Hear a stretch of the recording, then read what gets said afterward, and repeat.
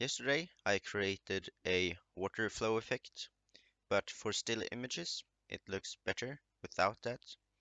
And as you can see, I have a mesh here that looks much better in a still image. And I want to show you how you can create this. It's very simple.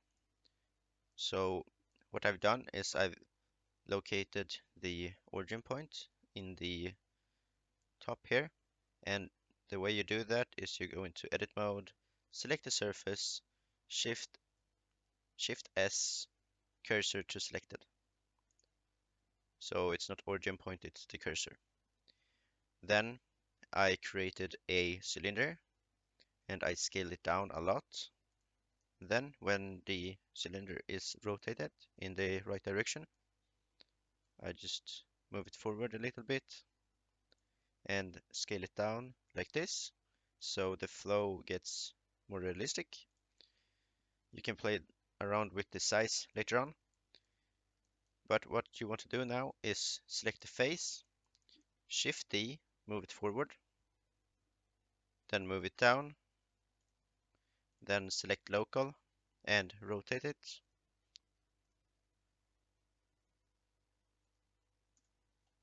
Like this. I can move it down a little bit like this so it hits the water or the whiskey down here.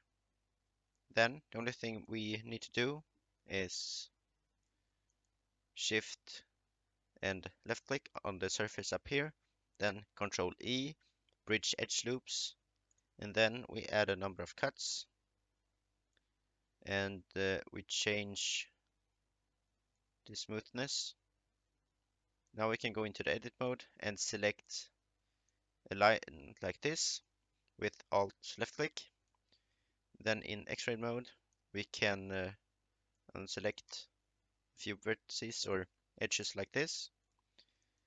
Then with the proportion editing tool we can drag in it a little bit like this so it changes like this.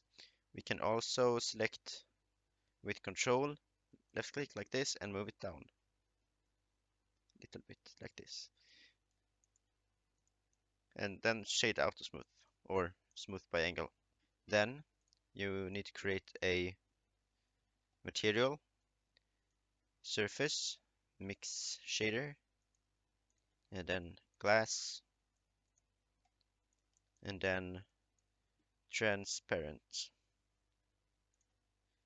and then change this to 1.33 and also move this down a little. Now when we go into cycles we will see that we have some sort of a water flow, and this looks much better in my opinion for a still image than what you saw in the video before. So I hope you liked this video. If you did, please give it a like, and if you want to see more of these videos, don't forget to subscribe, and I will see you in the next video.